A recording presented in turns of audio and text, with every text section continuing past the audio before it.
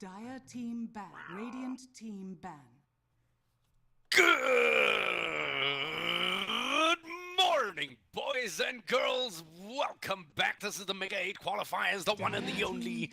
And joining me on this magnificent stage upon which we shall see the battlegrounds of Dota fall from the heavens will be none other than the big man himself, KaameelDotA. Oh man, I'm ready for today. Spartan eSports taking on the Goon squad. I think this match is gonna be a really good match. Day 2 of the qualifiers. I'm not sure if this is a do or die game for the teams. I could not find the fixtures on the tournament website at all. I'm a fool, but I'm ready, man. I'm ready. This should be a good game. Right, so what you're looking at in front of you is Spartan eSports on the top and Ronald at the bottom. Now, Ronald isn't actually Ronald. It's a good old Goon squad, which we did see. Actually, they had a pretty decent showing yesterday. Some nice names out here, some good experience. And we're looking forward to a good draft, and it's going on at a rate of knots, let's be entirely honest. So, without any further ado, let's get into it. Nyx Assassin and Night Stalker taken out by Spartan eSports on the other side of the coin. It's going to be that Tinker as well as that Earthshaker banned out. These are pretty common bans, right? Those are very common bans, but on the flip side, you see Goon squad really doing their research here and just respecting the good old Petunia Tinker, and they ban it out. And now, okay, so yesterday, I feel so bad about this because I'm usually super on point that I know who the people I'm casting. But Mr. Standin.msn there is in fact Kunshan. So now that makes sense why we see all these first pick Ember Spirits come out. You know, he used to be on my friend list, so I would have known, but turns out I got removed. But yeah, first pick Spirit Breaker Ember Spirit, something we saw yesterday as well. And Goon Squad responding with the Lich and the Monkey King. I like the Lich. I like the Monkey King as well. I don't know how I feel about Monkey King coming out second pick as well, but yeah, it's looking good so far. Definitely okay. I don't know. I'm kind of sick and tired of seeing a Spirit Breaker. You're sick and tired of seeing a Spirit Breaker? Yeah, I'm sick and tired of it. I want to see something else. Are you also... Look, I'll grant you this. He is very exciting. He makes for incredibly exciting Dota. This madman just charging across the field straight into the back lines, and then he doesn't care. He just dives. He just goes. Which is exciting.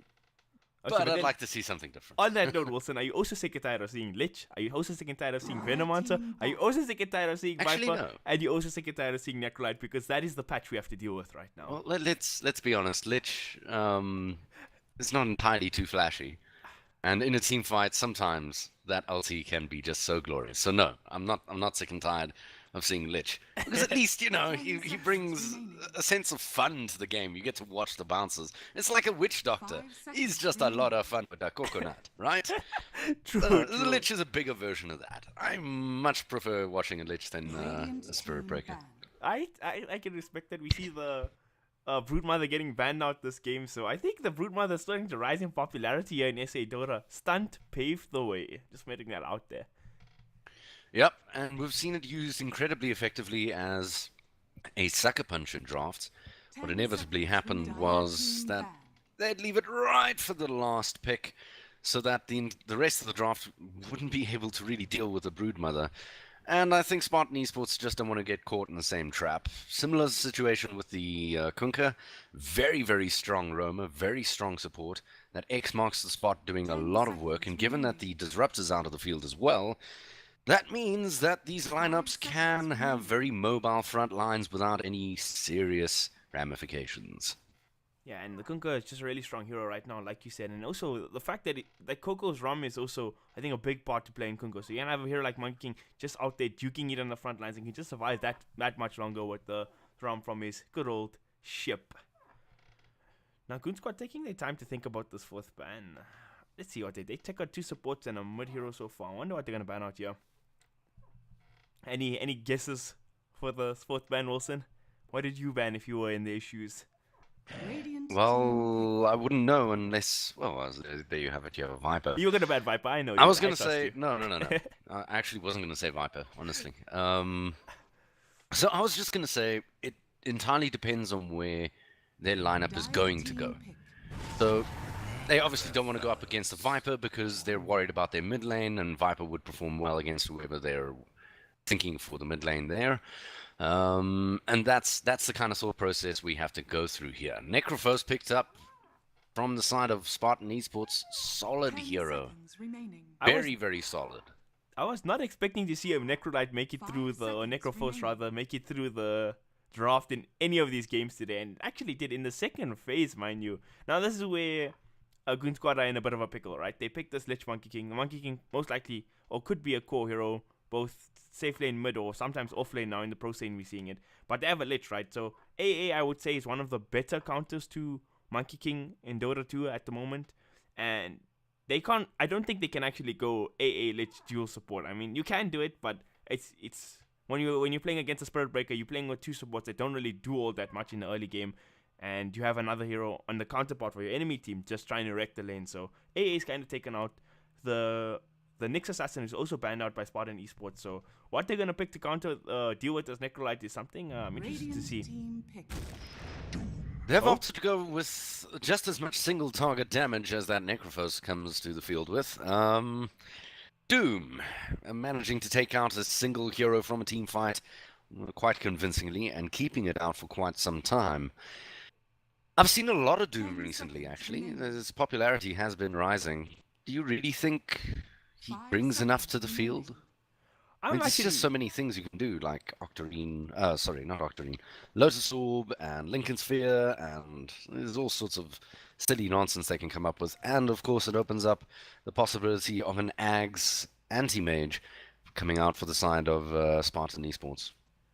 So like you said, that's a good point, but like, the great thing about Doom, I think one of its big benefits is that how versatile he is in his own terms of item build. So if your team needs something like a Lotus Orb or a Lincoln Sphere, he's free to build that. He's free to build whatever you want. He's just one of the most versatile heroes in terms of item builds in the game. He's also one of the few heroes that gets a lot of gold just statically. Like, he's level 10 talent with the extra 80 gold on Devour bonus gold is pretty insane in terms of just... Oh, it's like running around with Midas, right? Yeah, it's more than a Midas. It's insane. But yeah, I'm a big fan of Doom at the moment. I see it is rising in popularity, and for good reason. I think it's a strong hero. I'm interested to see, like, I think a big thing this game will see how quick, if Goon Squad are taking the engagements and they getting the jump in engagements and getting the big Dooms on Ember Spirit or Necroforce, I think they'll be in good shape. So yeah, I'm liking this Doom pick. Let's see what they follow it up with here. Fourth pick, they see the Shadow Shaman come out for Spartan eSports, so that's some push for them because that's a lot of push. Ooh, Clockwork. Nice little pick here. I quite like it. Restricts the movements, mucks up team fights. That's his job. And of course, it means if they want to go for a sniper here, despite of Spartan eSports, Clockworks are going to be all over him like white on rice. Yeah. And just to touch on the Shadow Shaman pick a little more, why I like it so much for Spartan eSports is that the three heroes that got so far, Spirit Breaker, Ember Spirit, and Necroforce, are three really strong heroes in their own right. But none of them are particularly good at hitting towers. I mean, Ember Spirit, probably one of the worst tower hitting middle laners in the game. So Shadow Shaman just kind of helps with that and to actually take objectives. Certainly. Well, final bans. It's time. And Outworld Devourer will be taken out of the field from Spartan eSports. On the other side of the coin, we patiently await for Goon Squad to put some serious thought into this. And I do like the way Goon Squad draft, actually. They take their time. They know they've got a bit of reserve time. Not a lot, but they take their time and they put the thought they need to into it. They've got 23 seconds of reserve time left, which means we're going to see this pick very, very, very quickly. But I don't think they'll be all too rushed. As actually the puck is taken out. Interesting. Why puck? Isn't that Necro going to go mid? So that is a Necro mid, but an offlane puck in this game, like none of these support heroes or core heroes can actually deal with an offlane puck very effectively. So it would have been like offlane puck is like, oh yeah, it's an offlane, but in favorable matchups it gets a lot out of the lane. So I like the ban a lot. That's nice. Okay, they go for the troll. Works very well with the Monkey King. He gets those stacks up of Jingu Mastery very quickly. It's definitely a dangerous situation for anyone sitting on the side of Spartan eSports in the receiving end of both the Troll Warlord Ultimate and the Monkey King Jingu Mastery. On the other side of the coin, the Darkseer for Binks. And we've seen Binks, we saw Binks yesterday play Earthshaker, what was it? Earthshaker, he played a Magnus, if I'm not mistaken. And now he's playing a Darkseer. So clearly the playmaker for the side of Spartan eSports. Whiffed one or two of his ultimates yesterday. But overall, pretty damn good, solid performance, and I'm keen to see what he can do on his Darkseer. Yeah, I'm looking forward to it. I like the Doxia pick in this game. It's a natural mech Guardian Greaves builder, combos well with the Necrolite, sort of 5-man team fighty way to play the game. So it's a pretty nice pick. But on the nice thing about the okay, wait, let me think about this before I say it. If it's a so how they lane this is gonna be, it's probably gonna dictate the early game, because if they're laning it like Monkey King versus Ember Spirit in mid lane, that's gonna be quite a fun lane for Monkey King. But if they're sending the Necroforce mid and Ember safe lane, then it's gonna be like Monkey King and get Necrolite, not a fun lane. It's just gonna be interesting how they lane this. That's all I'm gonna say. Yeah. Well, without any further ado, let's introduce you to the teams. Phoenix will be picking up that Troll Warlord, heading towards the top lane for the Dire side. Joining him will be Game Reaper in that probably rotating clockwork position. Good dear friend of mine, this man over here. In the meantime, heading towards the bottom lane, it's gonna be... how do I say this without swearing? Shitzy on that Lich. In the meantime, 1337, aka Elite on that Monkey King, looking for an exceptional performance out of him. And last but certainly not least, will be Bazzy, XYGaming.com. 30 seconds. On his due. Did you introduce the Radiant as well? No, that's your baby. Oh, okay. Just checking. Sorry, I was just fixing my settings and stuff. We got Mr. Wait. I'm looking for my man. Mr. Sere, the llama. Zalama, the dragon god. Mr. Precious Petunia here. Mr. Kunchin on his Ember Spirit, who also removed me from his friends list. Wannabe playing the Spirit Breaker. Double exclamation mark on the Shadow Shaman. And last but not least, Spinks on the Darks here. Okay, so we're going to have a dual lane mid of 1337 and Mr. Shitzy Lich in the middle lane. So that's a pretty... I like the way they're laning this. Oh, okay, no, I lie. He's just going to eat a creep, and it's just going to be a 1v1 matchup between Monkey King and Necroforce. Yeah, eating that creep mid is so strong. Buys so much lane control in the early stages of the game, and that's really what you get Lich for. Let's be honest. If I play Lich, inevitably what I like to do, eat one creep out of the mid lane, then go down to whatever lane I'm supposed to be in, and then move on from there. It just makes such a big difference to the man sitting in mid. For sure. Although I think in this game I would have preferred him to eat the creep in the off lane. Rather than committing fully for a dual lane. Yeah, they want to make this lane as favorable as possible. Yeah, this is dangerous here. Wannabe, and they're looking for that first blood onto Bazzy. Is he going to be able to get out of here? The first bash was good. He only got one though. Wannabe was hoping to get the bash to knock him back just an inch or two down here, so that they got a little bit more time with the results of a second Shackles. Unfortunately, wasn't meant to be, and First Blood still stands unclaimed. Yeah, and this is not the greatest thing, because Doom was forced to level Scorch Earth at level 1. You usually want to take that Devour, go find yourself hopefully a favorable creep like a Satyr in the lane, and that just makes your laning presence that much stronger. But now he should get his level 2 pretty shortly. He has a Lich in his lane as well to kind of help with that. And okay, so I said they should have eaten the off-lane creep, but it doesn't matter. The lane pushed anyway. They're going to get a good level of farm and XP on the tower.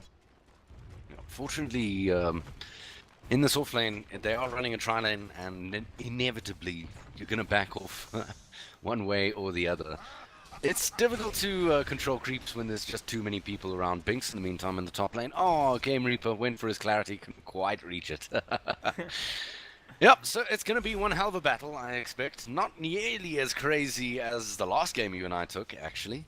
No Broodmother in this game. No Broodmother, and certainly not, what was it, 96 kills in 44 minutes. That game was that was the game Alpha Star versus, remind me again? Alpha Star versus, wasn't it Spartan? It was Sky. Oh, Sky, sorry, Sky. But this is a win for the side of Goon Squad. If they're keeping the Spirit Breaker sitting in a tri-lane here in the bottom lane, there's 3 heroes here, this is definitely a win for them. And now, Lich is getting shackled up, not really a problem though. I don't know. That right click is very strong from Shadow Shaman. If they do get a few more in there, they'll be okay. But Bazzy making sure that Shadow Shaman might be in a spot of trouble. It is First Blood. He's went for the deny, didn't quite get it. And as if they were all ganging up on him, this Into Conqueror throws out the War Stomp to stop Wannabe from saving his friend. In the mid lane, 37 gets a solo kill on the Necrolite. Solo kill on the Necrolite, who also had double damage. On the side note, towards the top lane, Binks finding himself between a rock and a hard place. Game Reaper trying to cut him off. Didn't quite manage. I'm sure he was looking for a cog there and didn't quite manage to do it in time. Close, but no cigar towards the bottom lane. Take it back. This is going to be a heated match by the looks of things. He gets shackled up, and then they opt to turn and go for the Lich, rather. Lich getting knocked back by the charge. Wannabe now taking a lot of punishment from Bazzy. There's the shackle. Is it going to be enough for MSN to finish him off? It is. In the meantime, in the front lines, Wannabe trying to skulk his way out of there, and he does just manage. So it's a quick counter kill there. In the meantime, top lane, Phoenix looks like he takes a kill. Walk me through how that happened. I actually missed that. I was watching the Doom chase down the Spartan Streisand there in the bottom lane.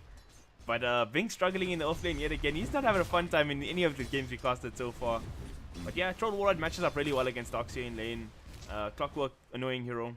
And he's going to actually steal the bounty rune here as well. He's getting a lot of levels on this 4 position clock. Yep, and to be honest, he's being incredibly active. I would like to see him rotate a little bit more. There's a lot of Clockwork can do in the early stages of the game. If they play this rotating Clockwork sort of position, I like to see him go mid. I like to see him go bot. I like to see him going everywhere for at very least the first 6 minutes of the game. We're already at 4 minutes 30, 3 for 2, and I think Game Reaper has been solidly positioned up here in the top position, in the top lane. I don't know if you can actually kill this Necroforce in the middle lane. It's not an easy kill. Necroforce had a full completed magic wand here as well, but okay. For 13-7 could be in trouble. Barra's here, starting out. Yeah, unfortunately he is invis, and now leads. Oh, he's so dead. There is nothing he can do. Even Shitzy comes on in, but there's nothing he can do either. And Wannabe, he's low, but he's happy. He's made his rotation. He had a invis rune to help out. And finally, Precious Petunia here gets his revenge. Towards the bottom lane. Doom getting shackled up. Rooted again. Don't think it's going to be enough. He turns a little bit. Yeah, okay, alright. Just throwing out the cheeky little Infernal Blade and then saying, back off, buddy. Doom with Ice Armor is a really hard target to kill, even with Ember Spirit, Shadow Shaman. Yep, certainly. So, what is Binks looking towards here? Other than getting caught inside cogs. Now, Game Reaper, wow, look at that damage. Binks trying to make a hasty escape. He's got nowhere to go. And that is it. Poor Binks. I was about to say, what should Binks look to for the top lane? He seems to be struggling in. Monkey. Yeah, Monkey King. Actually, there's the charge. Oh, the Reaper of Souls comes down and helps himself to lead yet again. And that's going to make Precious Petunia very, very happy indeed. Damn. That's not good news for for the dire side here. 13-7 had the right idea there, but I think with the Vara sitting there waiting so patiently, it was never going to end for the trying to kill a Necroforce. Bottom lane, you wanted to see the Clockwork rotations. I did want to see him rotate a bit, and he is doing it now. At level 4, not too bad. Oh, he does get shackled up. What is MSN doing? Going back in. That's not a good idea. In the meantime, Wannabe charging up Game Reaper onto the sidelines there. Not going to be enough. Is MSN down? The Infernal Blade will finish him off. That tick damage right at the end. Now Bazzy has to make a hasty escape. Wannabe surely wants to chase him down. Doesn't look like it, actually. Oh man, Vassiter Water player there getting the kill on Ember Spirit. He went for the big kill there and he got it, man. Well played to him. They even rotated the Spirit Breaker. I really thought they could have turned that one around. I think Spirit Breaker messed up there. He should have charged the Doom, and then the Ember Spirit would have most likely survived there, but he went on the Clockwork instead, and yeah, those kind of mistakes happen. Alright friends, I have a funny feeling they're yep, here it comes. It's a gank onto the mid lane, and it's gonna be a tough one. Precious Petunia taking a lot of damage from the battery assault. He's got plenty of heal though. He might just make it through here. Yes, beautifully timed on that Ghost Shroud, avoiding some of the right-click damage that was bound for him. Game Reaper now in a spot of trouble. Caught on the other side of the front lines. He's gonna have to cog and run, and he does manage to find a quiet place to just quietly TP on home. So 3 heroes rotate for this guy, and no kill. He's sitting at about better than half HP here in the middle lane, carrying on farming. That's the power of the Necroforce, man. You just can't kill this guy in lane. It's just too strong. Very, very, very also tough to kill. The hero composition not the greatest at killing Necroforce either. Mostly physical damage. So yeah, it's just one of those things. What saved him there was the incredibly quick fingers on the Ghost Ride as, bottom lane, it looks like down goes the Lich, and Bazzy might join him soon if he doesn't make a hasty retreat. Actually, no. He fancies himself tough. He's going after Wannabe. Wannabe taking a world of damage. I don't think it's going to be enough to kill him. Back and forth we go. Another charge coming through. Bazzy getting a right click. No bash. If that was a bash, maybe they would have continued on. Game Reaper now coming in onto the side, looking for a little action onto Shadow Shaman. Gets slowed down by the Hex, but he's still fast enough to get out of the Hex and catch up with him. In comes the charge on the sidelines as it is going to knock Game Reaper into the tower. Does he have enough damage to finish him off? He doesn't. Shadow Shaman stands victorious, bloodied but unbowed. Meanwhile, Necroforce committing the Reaper site in the middle lane, almost getting the kill on 1337, but close but no cigar. That's a huge commitment here. Sorry, Chain Frost committed for a single bounce onto Precious Petunia. That's how desperate they are. Lead walks on in. He's got the Jingu Mastery activated. Goes for the Boundless Strike. Not too bad. He's doing a world of damage. He needs maybe 1 or 2 more right clicks. Is he going to be able to find it? Doesn't look like it. Precious Petunia getting to the safety of the tower and hiding in the trees where Monkey King should prosper, but is not for some reason. No, it's a hard lane, man. Necroforce is just really, really strong in the laning phases of Dota 2. He's like a Bloodseeker, but only gets mana and HP back. Speaking of someone who's getting much of nothing, no HP and no mana, is going to be Binks in this top lane, who Troll is just absolutely butchering with Game Reaper's assistance. Now Game Reaper, nice rotation, means Binks is on the wrong side of the map. He catches up with him, Binks can't outrun him, and Phoenix walks away with yet another kill in the bank. He's now sitting at 2-0-1, meaning he's fairly rich for 10 minutes in. Let's quickly take a look at that. Oh, Basito with the Hadouken! Nicely done, and the Doom stuck in the wrong side of life. He's going to go down. Nice combination of Shackles and Hex there from the Shadow Shaman, securing himself another kill as well. MSN's going to be happy with that. He does have to bounce back from a few deaths himself, just the one actually. He's 5-1-0. And actually, net worth-wise, he's sitting third, so not doing all too badly. This, I'm liking what Kunchit's doing here. He's going for a Blade Mail this game first item, and Blade Mail Ember Spirit is not something you see all too often, but it's something I'm a big fan of. This is a hero that wants to get in your face and man fight you in the early stages of the game, and Blade Mail just allows you to do that with little to no consequence. In some cases, you know, in perfect scenarios.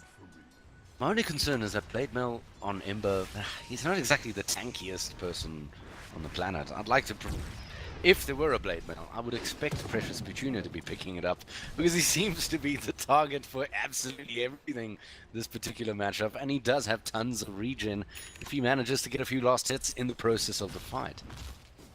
Yeah, Blade Mail Necroforce was quite a popular build at some point. Now I think Petunia is going for the Veil, if he gets enough farm, hopefully into a Radiance as well. In the bottom lane. Bottom lane looks available. like... They don't might try to make this play. I don't think they can. Not straight out of fog like that. They want to, but at the same time, there's only the two of them. In the top lane, Petunia making the rotation on Game Reaper, but he actually cost him his life. Yeah, well, I'd say that's worth it. Game Reaper going down, you finally managed to take down Precious Petunia, and Binks is in a spot of trouble. The final axe thrown onto his head in the bottom lane, though. Looks like the Doom does get taken down before he gets the chance to doom anything.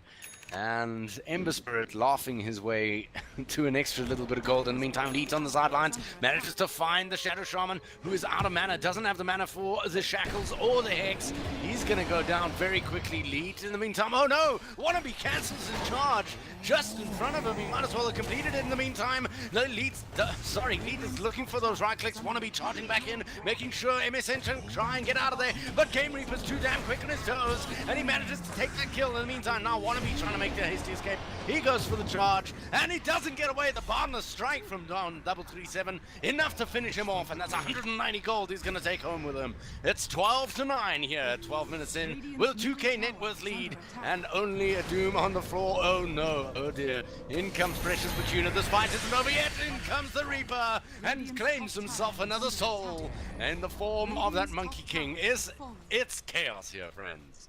Alright, Wilson, I have one question for you, right? There's no Broodmother in this game, but are you enjoying the amount of action that we've seen so far regardless? Always, my friend. I love this game. Man, so action-packed. 22 kills, 13 minutes into the game. Like, I've been enjoying this game. I'm not gonna lie. I said it earlier, and I think I placed the caster's curse. I honestly do. I said, nah, I don't think this is going to be one of those 44-minute games with like 100 kills in it. And it looks like it is shaping up to be one in the meantime. Doom getting charged here. Does it look like Precious Petunia will be able to save it? No! He does manage to actually get on out of there and take a kill with him. Shackle's not available on the Shadow Shaman. He's going to go down. Leeds now coming on in. Wannabe going for the ult. He does manage to find Doom on the sidelines. He did try to get as much nuke damage down as possible before the ulti popped on through from the Spirit Breaker. It wasn't quite enough. And he manages to get a counter kill at the very least. 14 for 12 now, and we haven't hit the 14-minute mark. This game is insane. It's good. It's good. This is what we do this for. 100%. Petunia going for a 4-star up next is a decision I like a lot, especially playing against Clockwork. I mean, although Necrolite is a tanky SL, he still don't want to be coding cogs at any point in the game. So, plus to that decision. Certainly. Well, they managed to claim themselves a tower at last, the side of Goon squad. Well, I say at last. Top tower has been down for a while. But, I don't know. I kind of feel like I was expecting a little bit more push from them. Objectives-wise, they are certainly behind by 1 tower now, as we see the top tower dropping to MSN. Do you feel they should have done more pushing? So the side of the Dire don't really have like real pushing sort of heroes. You have the Troll who in later portions of the game takes buildings really fast, but at this point in the game you just want to get as big as you can as fast as you can on the Troll Warrior. For the side of the Dire, for the side of the Radiant and Mr. Petunia stack here, Shadow Shaman hasn't hit level 6 yet, so again, it's going to be a hero that pushes tower very quickly, but till he hits that 6, which he'll hit in about 3 XP. Okay, he just got it now. You're not looking all that great, and this is... Okay, so the Shadow Shaman actually took no points in his Ether Shock and he's maxing Hex and Shackles. That's something you don't see all too often in 2017. And why do you think he's doing that? Why is he doing that? So the disables are pretty strong, but I feel the reason you see people max out the nukes early on in the game is because it's like, oh... Looks like the fight's about to break out. MSN charged on in. He does have a little bit of extra HP. Oh, the Reaper walks in and finishes the job. Not even that Chain Frost is going to save them, and they're happy to share the damage as much as they'd like, actually. Barra's still going in here. He's going ham. Wannabe, no chill found that day. Nope, Wannabe, he wants to get in there. Oh no, Doom getting shackled up on the sidelines. Wannabe's going to go down first, though. 1-3-7. He's actually going to get caught with his pants down by Binks of all people here. That Iron Shell on Precious Petunia doing its job. And that is it. I did see a deny, though. Oh my word, they managed to deny MSN. Oh, so was he doomed up? He was. This game is madness. 14-16. And not much of a net worth lead. And I've got to be honest, it's looking promising for Precious Petunia. He might be in trouble here, though. Might have overstepped his bounce, but the cogs just miss out. They just miss out because of the surge from Binks. It looks like it's Binks' job to just make sure people get on out. He is now slowed down and there's not much that he can do. There's another surge. Is it going to be enough? No! Phoenix walks on in and takes the kill. The charge is there from Wannabe. The fight's about to break out. There's the disable, the shackles onto Phoenix. It's not going to be enough to kill him. He's trying to get on out. MSN going for the chase. On the sidelines, Game Reaper goes down to Wannabe. And the fight is absolutely stratospheric at this point. Doom going for the nuke onto Wannabe. Wannabe trying to make a hasty escape. He's going to die to tick damage on the sidelines. Lead chasing after Binks. Binks trying to get out of there. Doesn't quite manage. And 1-3-7 walks away with yet another kill on 274 gold in his pocket. And finally, this mid tower can drop for the side of the Radiant. Oh man, these fights are so scrappy. That fight lasted the duration so long that it actually became 2 fights. Yeah, that became like 2 or 3 tiny little fights all over the map, all over this midfield. At one point, I was zoomed out at such a point that it looked like I was going to literally get into orbit over Dota land. Oh man, yeah, I feel like it's a bit of a case of struggling there in the middle lane for the side of the Radiant. They already committed Shadow Shaman wards in the middle here, not near to any objective, just to secure the win in that fight. And pushing up to the tier 2 with no Shadow Shaman wards at this point in the game, it's never gonna end well. Feet. We're not really I'm gonna gonna look do at top. I don't think he has. Yeah, okay. We're gonna need some sort of silence, I think. If they want to catch this Ember Spirit out here on his own, they're gonna need some sort of lockdown that keeps him there for as long as humanly possible. What do you think of going? What do you think of going an Orchid Malevolence on this monkey? On this Monkey King? Hmm. I mean, it's not a bad item choice. Like, later Well, portions that of into the game, Bloodthorn. but at this point in the game, like, Monkey King, it's like, it's a hero you toe the fine line with when you play in a core position. You do a hell of a lot of damage, but you can also be bursted down really easily. So you don't really want to be buying these glass cannon items at this point in the game. Like, see, he's going straight for the Sanchin Yasha this game. So, it's like more stats sort of way he wants to play, because he's in the front lines. He's just duking it out all the time. Him, Doom, with the ice armor. So, although Orchid would be good to sort of catching this Ember Spirit, sort of locking down the Necrolite as well, I think I like the way he's going, building more stats heavy, more man fight items. Well, actually, before that fight mid broke out, we were talking about the Shadow Shaman. Oh, and the yeah. build he's opted to go for. And I do actually want the answer to that one, so please do walk me through it. Why would he go for a 0-3-2-1 build? Why he's going for a 0-3-2-1 build? Oh gosh, I can't exactly tell you why he's going for disables over nukes this game, but I can tell you why you take the nukes early on in the game. It's because early on, your biggest thing in killing enemy heroes is usually damage. Right? You have a Spirit Breaker to lock heroes down, you have Change to lock heroes down. What you need is damage to be able to burst down heroes. And it's also a thing of scaling. 300 damage at, let's say, 20 minutes into the game, 320 magical damage 20 minutes into the game, that's a lot more than 320 at 67 minutes into the game. Exactly. And Game Reaper is going to find himself the Shadow Shaman we're talking about, but the disable is there at the very least, and he's got a lot of frames. Wannabe walks on in. No Reaper's Scythe from the Necrophos. I'm pretty sure he was looking for it, but the knockback from the bash kind of saving him from that fate. And now Roshan's getting smacked up here by Phoenix, and before the action starts going on again while you're rushing, another thing why you take your nukes is that it gives you the ability as a 5-position support to also push out lanes when lanes are shoving in, or if you want to shove in a lane and drop towers to solo siege as well. And Flash Farm, you'll notice this is one of the poorest Shadow Shamans we've ever seen. And he has no method of flash farming with the Ether Shock either. So it's a bit of a risky maneuver, but what's the benefit? The benefit is you get good long duration disables. And you don't give up on your pushing ability, which is, of course, the Serpent Wards.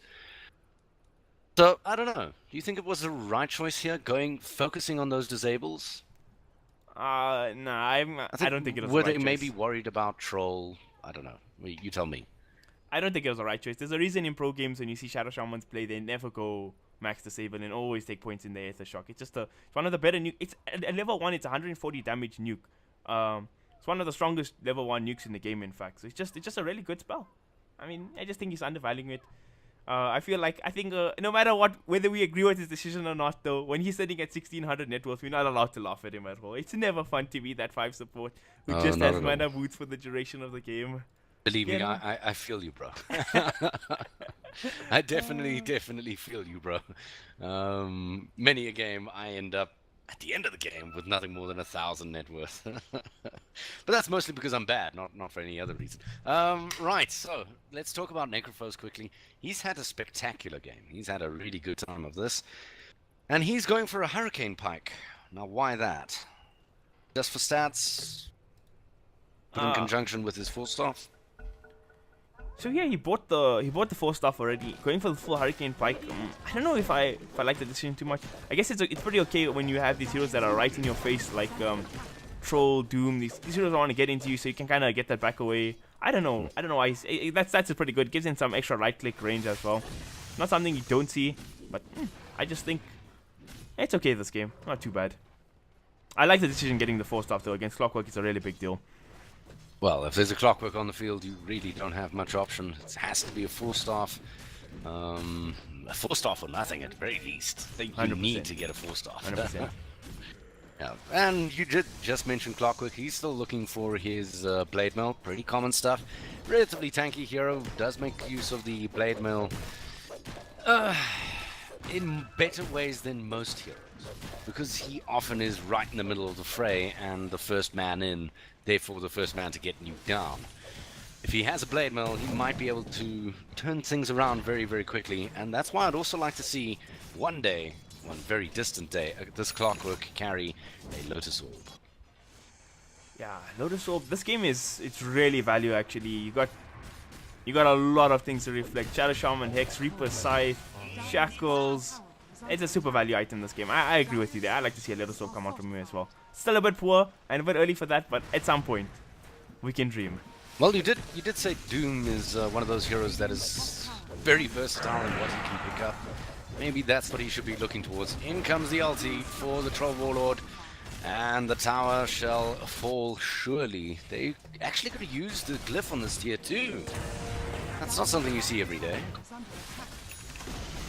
Means the push is available here onto the higher ground here, if they really want to do it. So Shadow Shaman got caught here in this middle lane, and this is a perfect example of why you max nukes on Shadow Shaman. He's trying to push out this middle lane, shove it in, while his top lane is getting pushed in, while Ember's pushing out bot. But you did right-clicking creeps as a Shadow Shaman. It's not effective. If he had 4 points in nukes, he could have just popped that creep wave and then backed out before he got wrecked by this Clockwork. These little things make a difference in Dota. It's always the little things that catch you off guard. They managed to get just a jot of damage onto this tier 3 tower. Oh, they're teeping out. They do want a piece of this fight. They've recognized that they're backing off, and they might be doing it in a scrappy manner, but who are they going to catch? Yep, the charge is on.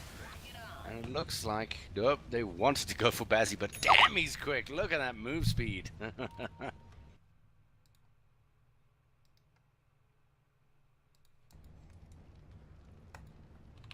Well, interesting call to back on off. I understand that their tier 3 in the bottom lane was starting to be pressured. They did lose their tier 2 to a bunch of creeps as well. And I'm sure that push was facilitated by, in all likelihood, this man right here, MSN, who is Kunshin, if I'm not mistaken. Yeah. Although they have Aegis on their side, I think it's still... I don't think they're feeling confident enough to walk up high ground 24 minutes into this game. I don't know. I rate they could have. I really do. Shadow Shaman was down. They could have. There were only 2 or 3 there. Yeah, sure, you'd have to bring... They could bring one back very quickly. But they're 5, they're 4, you know. I don't know. I rate they could have. It's the safer option is definitely just pick off the tier 2s across the map. Start constricting the farm and the map presence of the enemy, making sure that you stay ahead. They are ahead by 6k, not all that much sitting at 24 minutes. 21 to 16. Are they going to push up onto this high ground now? If they were going to pick a time, I would have done it earlier. But then again, they see the wards committed to the top lane. Yep, that means that tower is likely to go down. They're going to have to get value here. Oh, Game Reaper going on in, finding Binks on the sidelines. He does still have vacuum and wall. There's a vacuum. No wall coming out from Binks just yet. Out comes the Chain Frost. It's enough to kill him before the wall comes down. In comes the Monkey King ulti on the sidelines, and now the fight has broken out. Again, that stratospheric levels. We're going to have to go to cover this one for you. Now Wannabe drops very low in the front lines though. Oh, all the shackle in the world ain't gonna save you from Bazzy, who is absolutely huge. Walks in and says, I spell your doom in the meantime. In the front lines, Lich surviving by the skin of his teeth from a Reaper's scythe there. He is gonna go down eventually to the charge, but that was value. Tier 3 tower is down, and they managed to walk away with quite a lot of kills as well. That's 10k net worth from 6 just on that single fight, and I believe the only man to go down was that Lich. So I said 24 minutes in, they weren't feeling confident enough to work high ground, but 25 minutes in, it turns out they were. And they can force out 4 buybacks there. You see the net worth has swung to almost 11k in favor of the side of the Dire, and they got a tier 3, so shrines are now exposed. I think that's a massive, massive, massive win for the side of Goon squad. Yep, definitely. If you manage to take care of that top shrine, it gives you good control over the Rosh Pit. It is something they make use of, as there is a Troll Warlord and a Monkey King, to be entirely honest, who are prime candidates for the Aegis of the Immortals. Oh, Game Reaper with the pro hooks. What an incredible catch from Game Reaper. What a catch, and he deserves every last bit of that gold. Damn, that was from miles away. Shaman Reaper. Poor Shaman. Shaman really having a rough time of things here. I don't know. What do you think? Yeah, playing a 5-position shaman in a game like this is never easy when you have so many heroes that can like they just run at you. Heroes like Monkey King, Troll Warlord, Doom, even the Clockwork more specifically. Especially this game, it's not easy to play shaman in this game, no doubt about it. Battle Trance popped on Phoenix, and that buys them yet another tower in the bank. That's another 2,000 net worth of lead, and I don't know, it's looking dangerous. Clockwork actually opting to go for a Glimmer Cape here. I thought it was going to be a Blade Mail. Nah, going for the Glimmer Cape instead. Worried Pretty about good. the magic resistance? Magic resistance, you can save your teammates with it as well, which is a pretty big deal. There's no like inherent inverse, so you're forcing them to buy detection just to counter an item. 2,000 gold item, mind you, so that's a big deal as well. Leet. Is Leet in trouble here? He's actually going to pop his ulti for that. Oh, the Reaper Sun comes down. Does he have enough regen? Yes, he is. Starting the lifesteal. Precious Petunia hits the deck and bites off more than he can chew in the form of 1,337. And he is leaping with joy here, most Monkey King. He's been dying to take a 1-on-1 fight up against that Necrophos for quite some time. Finally, he turns out the victor. That was a fight me at Bayside KFC engagement there. V1v1, like, I'm gonna man fight you, you're gonna man fight me, let's see who takes the cake, and Monkey King actually won that engagement. I think relying very much on Ghost Shroud is the Necrophos, and that's really what went kind of wrong there. I don't know, do you feel it could have gone either way, or do you feel it'll always go the Monkey King's way? I mean, 1337 went the 75 extra Jingu mastery damage, so he's got like a lot of damage once that procs. It's just like, when you fight, like Necrophos is like a really strong hero and can kill almost anything all the time, but like the way you engage a Necrophos is not like straight up man fighting things. You like weave in and out of fights, regening here, baiting people there, like catching people off guard. You don't just straight up man fight, right? That Growth Shroud, you pop it and you hit your magic wand that gives you like full HP. You do that, you catch people by surprise. You don't man fight, you know. That's a bit of a desperate move. 28 minutes into this game. Sorry. Hey, what you gotta do in a game like this, Gotta do what you gotta do, exactly. Well, let's just quickly point out the vision at the moment. If you take a look at that, it's quite one-sided. The map very, very dark. For the team that's actually winning at the moment, surprisingly. Still, they've got vision in a very critical location here on the higher ground of base. They pretty much have all the information they need just from the single ward. Problem is this, I think they've just spotted them jumping into Rosh. Can they do anything about it? There's a charge there onto the Lich in the mid lane, which is immediately cancelled. Okay. Alright, fine. I'm okay with that. Yeah, 1337 got the BKB shift queued up now as well. I wonder if they'll actually need to be able to purchase it, or they're just gonna win the game off this Aegis. Troller got a cheese, this is second Aegis, so cheese as well on the troll, and he's got a 10-second BKB as well. So, man, oh man, this is looking scary for the side of Spartan eSports. 16k net worth behind, no tier 3 tower in the bottom lane, and facing Aegis cheese, the side of Goon squad. There is a diffusal blade, by the way, on Troll Warlord. Don't know if you spotted that. You told me to point it out if ever I saw it, because it is your favorite. Yeah, it's really... So, like, when you're playing against Necrophos, diffusal is a must on any hero you play. Luckily, trolls are good. Okay, let's pause that while we watch this Rax get decimated. Rax slowly taking some damage. Precious Petunia looking for the moment to go on in. Nice ulti coming through. Game Reaper now jumping on into Wannabe. He probably wanted to get a little bit deeper, but didn't quite manage. In the meantime, he will go down though. Biggs is down. Wannabe's down. Phoenix wailing away in the front lines is going to take down that poor little Necrophos, and that's the end of him. Rooted will be both the Monkey King and Game Reaper in the front lines there. Now again, Shackle coming through, but it's not going to be enough as the GG well played is called, and that is the end of it all. 31-17, 30-minute game, and what a decisive victory this was. That was a really strong performance coming out from the side of Goon squad. They picked these strong laners, they laned well. And just once the mid game came on, they were just winning the engagements, they were like really close engagements at the start of this game, but once they started falling in hands of Goon squad, they used their goal lead to the maximum efficiency there. Yeah. Also, good to mention that Troll Warlord had more or less free farm for most of that game, so once he came online, it was just insane. Yeah, certainly. Is maybe that something that the other team could have looked towards fixing? Maybe putting a little bit more pressure in the top lane? It is hard to do that because so Troll is naturally matches up great against Darkseer in the lane. The bottom lane were very occupied to commit to that bottom lane with Basseter and Shitzy, Lich, the Doom Lich dual lane there. So they kept a lot of heroes there. And in the middle lane, you pick the Necrolite to just park in the lane and just be okay. So he's meant to be strong in lane and just solo up there and just make space for the other lanes. But yeah, it was a hard game to sort of try pressure the Troll Warlord. Certainly. Well, that's the first one for today. There is another one coming up, so do stay tuned. These are all best of ones as the qualifiers is making use of the Swiss system. We shall see how the cookie crumbles after the final game, which is coming up shortly. Don't go anywhere. We'll see you shortly. Cheerio for now.